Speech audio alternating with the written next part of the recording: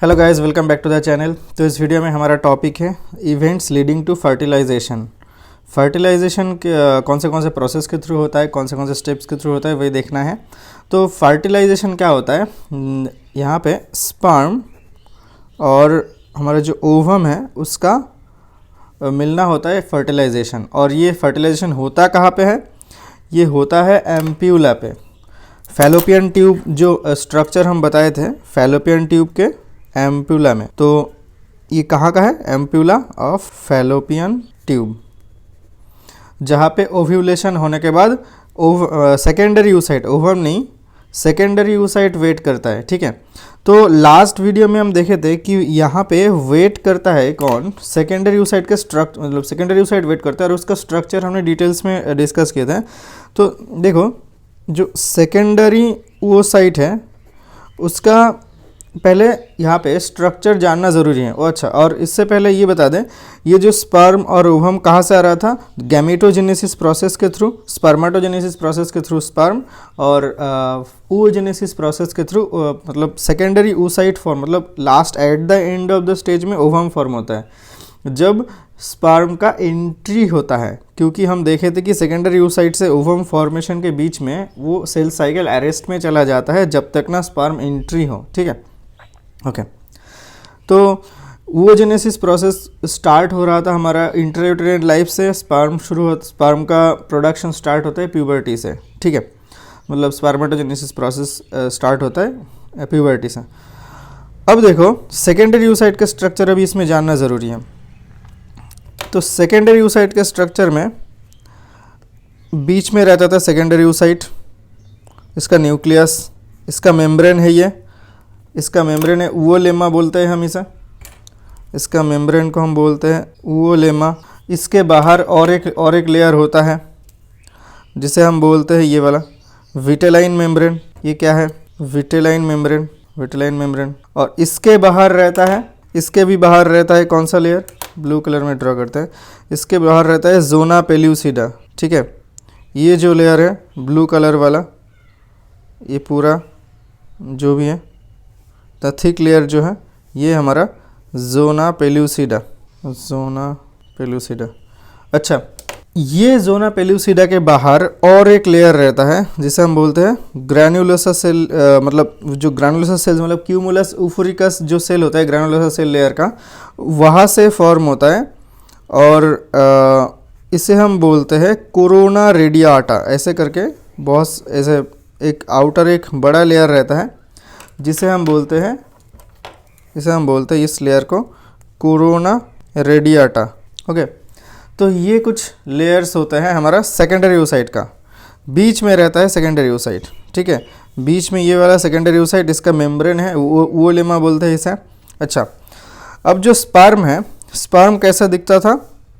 वहाँ पे उसका एक हेड पोर्शन था। ठीक है, यहाँ पे हेड पोर्शन, उसके बाद इसका नेक, उसके बाद मिडिल पीस था, मिडिल पीस, और वो जाकर के एक टेल पार्ट फॉर्म कर रहा था। यहाँ पे इसका न्यूक्लियस रहता है हिड पार्ट में, और यहाँ पे एक्रोसोमल कैप। ठीक है, ये हमारा स्पर्म। ऐसे बहुत सारा, मतलब ये स्पर्म और सेकेंडरी oocyte का जो मीटिंग होता है वो उसी स्टेज को हम बोलते हैं फर्टिलाइजेशन, जब मिलते हैं ये दोनों।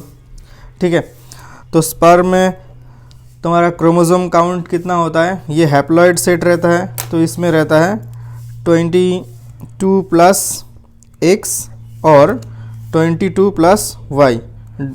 ठीक है, दो टाइप का क्रोमोसोम काउंट रहता है, क्योंकि टोटल काउंट रहता है 46 डिप्लॉयड सेट में, वो डिवाइड होता है फिर 23 में, और 23 में मतलब मेल में रहता है तुम्हारा 22 प्लस X और 22 प्लस Y इसमें। ठीक है, और फीमेल में सिर्फ वही होता है 46 क्रोमोसोम में क्या होता है 44 प्लस XX होता है। तो ये हमेशा रहेगा 22 प्लस X में, ये जो है हमारा सेकेंडरी oocyte। ठीक है, तो देखो, अब प्रोसेस में आ जाते हैं एकदम इनिशियल स्टेज से। देखो, सबसे पहले क्या होगा? इजैक्यूलेशन होगा into female genital tract. Female genital tract में इजैक्यूलेशन के बाद वो क्या होता है, वो वेजाइना में जो सारा स्पर्म आया, बहुत मिलियंस ऑफ स्पर्म वेजाइना में आया। कहाँ पे रहता है? वेजाइना में। ठीक है, बहुत मिलियंस ऑफ स्पर्म रहता है। तो वहाँ से सर्विक्स में आ जाता है, वहाँ से आना पड़ता है इसे। सर्विक्स में कितना जाता है? Almost 2 to 3 million sperm, 2 to 3 million sperm जाता है सर्विक्स में। और तुम्हारा जो वेजाइना है ये हमारा ज़्यादा टाइम तक यहाँ पे मतलब स्पर्म को स्टोर नहीं कर पाता है।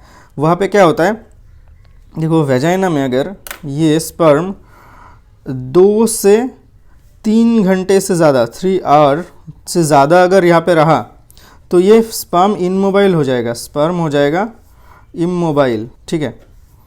तो सर्विक्स में आता है। सर्विक्स में आने के बाद ये स्पर्म का क्या होता है पता है? इस बार स्पर्म का होता है कैपेसिटेशन, कैपेसिटेशन होता है जो लेता है ऑलमोस्ट 6 to 8 आवर्स टाइम लेता है, ठीक है। कैपेसिटेशन होता है सर्विक्स में। अभी आने के बाद कैपेसिटेशन होगा।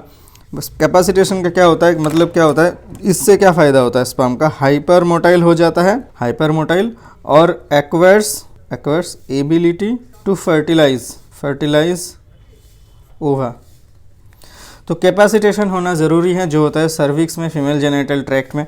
तो यहाँ पे आने अभी कैपेसिटेशन होने के बाद क्या होगा, ये अभी जाएगा फेलोपियन ट्यूब में, अभी जाएगा फेलोपियन ट्यूब में। अब देखो कितना सारे 2 to 3 मिलियन स्पर्म सर्विक्स में आया, वहाँ से सिर्फ 300 to 500 स्पर्म ही तुम्हारा स्पर्म ही तुम्हारा फेलोपियन ट्यूब में जाता है। उनमें से कोई देखो वो जाता है फेलोपियन ट्यूब के कहाँ पे? एम्प्यूला में, जहाँ पे सेकेंडरी यूसाइट वेट कर रहा था। एम्प्यूला में सेकेंडरी यूसाइट वेट करता है। तो देखो मिलियंस ऑफ स्पर्म वेजाइना में इजैकुलेट हुआ, वहाँ से 2 to 3 मिलियन स्पर्म सर्विक्स में आया, जिसका कैपेसिटेशन होने के बाद only 300 to 500 sperm fallopian tube में जाता है, एम्प्यूला में, जहाँ पे सेकेंडरी यूसाइट वेट करता है, ठीक है। अब क्या होता है देखो, सेकेंडरी यूसाइट के पास क्या होता है? देखो सेकेंडरी यूसाइट में मैंने क्या बताया था, आउटर, एकदम आउटर लेयर क्या था? कोरोना रेडियाटा, एकदम आउटर लेयर। तो पहले कोरोना रेडियाटा को डिसॉल्व करना होगा। देखो हाइल्यूर, यहाँ पे कोरोना रेडियाटा कैसे स्पर्म पहले अटैच होगा ऑब्वियसली कोरोना रेडियाटा में। यहाँ पे हाइल्यूरोनिडेज नाम के जो एंजाइम होता है in the acrosomal cap, acrosomal cap में जो हमारा हाइल्यूरोनिडेज एंजाइम रहता है। एक्रोसोमल कैप कौन सा है? स्पर्म का जो हेड वाला पोर्शन के सामने, मतलब एकदम टॉप मोस्ट पार्ट में रहता है, एकदम फ्रंट में, ठीक है। ये होता है एक्रोसोमल कैप, ये एक्रोसोमल कैप होता है। तो यहाँ पे हाइल्यूरोनिडेज नाम के एक एंजाइम होता है, वो डिसॉल्व करता है कोरोना रेडियाटा को, जो उसके बाद क्या करता है, GP3 रिसेप्टर। देखो इसके बाद क्या होता है, देखो इसके बाद क्या आएगा, ये अगर डिसॉल्व हो गया तो ये लेयर हुआ, ये लेयर कौन सा था? Zona pellucida. ये लेयर कौन सा था? Zona pellucida. हाँ, ज़ोना पेल्यूसिडा वाला लेयर है एकदम। कोरोना रेडिएटा के अंदर वाला लेयर होता है ज़ोना पेल्यूसिडा। ज़ोना पेल्यूसिडा में 3 टाइप के रिसेप्टर रहता है, GP1 zona pellucida type 1, GP2 और GP3। इनमें से जो GP3 रिसेप्टर है, GP3 रिसेप्टर में जो स्पर्म सबसे पहले बाइंड होगा वो एंट्री मिलेगा उसे अंदर जाने का, वो जाएगा पेरीविटेलाइन स्पेस में। GP3 रिसेप्टर में जो स्पर्म बाइंड होगा वो पेरीविटेलाइन स्पेस होगा, क्योंकि अंदर वाला देखो स्पेस कौन सा है, विटेलाइन मेम्ब्रेन है, रेड वाला लेयर ये विटेलाइन मेम्ब्रेन है, और ये जो स्पेस है इसे हम बोलते हैं पेरीविटेलाइन स्पेस। जो थिक जो स्पेस है ऊवोलेमा और विटेलाइन मेम्ब्रेन के अंदर वाला जो स्पेस है इसे हम बोलते हैं पेरीविटेलाइन स्पेस, ठीक है। तो यहाँ पे आने के बाद पेरीविटेलाइन स्पेस में आने के बाद साथ एकदम स्टैट मियोसिस 2 कंप्लीट हो जाता है। क्यों? देखो वहाँ पे हम बोले थे कि प्राइमरी यूसाइट से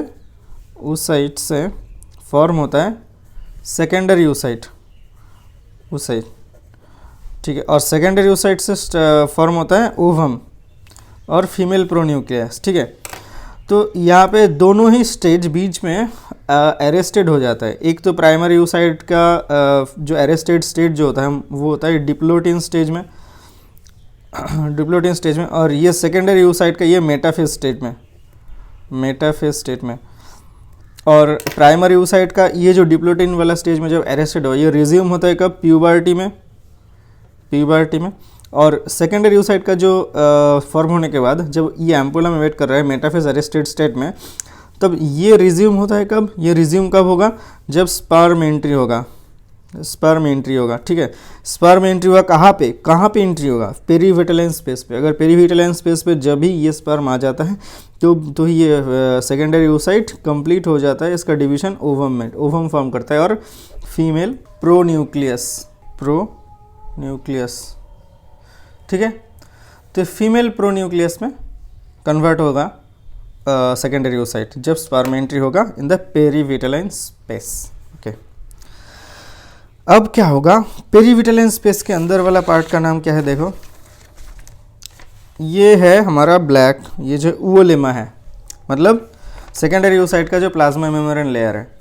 तो secondary oocyte plasma membrane layer में जब भी ये हमारा जो हेड ऊओलेमा में जब हेड ऑफ द स्पर्म अगर अटैच होगा तब क्या होगा? इसका कुछ ग्रैन्यूल्स होते हैं, इसका हम बोलते हैं कॉर्टिकल ग्रैन्यूल्स कुछ एंजाइम्स रिलीज करते हैं, release some enzymes that that propagates to zona pellucida and makes the zona pellucida hard, okay. तो ज़ोना पेलुसिडा में जाने के बाद ये ज़ोना पेलुसिडा अभी स्पर्म का एंट्री करवा रहा था इस ZP3 रिसेप्टर के थ्रू, लेकिन जब भी ये फर्स्ट जो स्पर्म सबसे पहले अगर ऊओलेमा में अटैच होगा तब ये कॉर्टिकल एंजाइम के थ्रू ज़ोना पेलुसिडा को हार्ड कर देगा, that will inhibit other sperms to entry, ठीक है, to enter into the cytoplasm, okay. तो ताकि पॉलीस्पर्मी ना हो, मतलब ज़्यादा एक से ज़्यादा स्पर्म ओवम के साथ फर्टिलाइज ना हो, ठीक है। ये मतलब हमारा कंफर्म करता है कौन? हमारा ज़ोना पेल्यूसिडा, ठीक है। तो ज़ोना पेल्यूसिडा का एक इम्पॉर्टेंट काम हो गया क्या? That inhibits polyspermy. अच्छा, तो क्योंकि ये देखो ज़ोना पेल्यूसिडा यहाँ पे इनहिबिट कर रहा है बाकी स्पर्म को मतलब एंट्री होने में, इसीलिए एक ही sperm one sperm plus one ovum ये मिलकर के वन कंप्लीट जाइगोट फॉर्म करता है, जिसका तुम्हारा क्रोमोसोम काउंट कितना होता है? 46 होता है, मतलब क्योंकि इसके भी 23 है, इसका भी 23 है, टोटल 46 क्रोमोसोम, जिसे हम बोलते हैं डिप्लॉयड, और 2n करके हम डिसाइड करेंगे डिप्लॉयड। तो जाइगोट का जो जो नेचर है, मतलब उसका क्रोमोसोम तुम्हारा जो पैटर्न कौन सा है, वो XX है या फिर XY है, वो डिपेंड करेगा स्पर्म के ऊपर, क्योंकि ओवम में तो 22 + X ही होता है, लेकिन स्पर्म अगर 22 + X होगा तो 46 में 22 + XX होगा, और Y होगा तो XY होगा, ठीक है। तो ऐसे करके एक fertilisation finally at the end होता है बहुत सारे स्टेप्स के थ्रू, और आई थिंक इस वीडियो में हमने डिटेल्स में डिस्कस कर चुके हैं। आई थिंक आपको समझ में आ गया होगा। तो मिलते हैं नेक्स्ट वीडियो में। Till then good bye.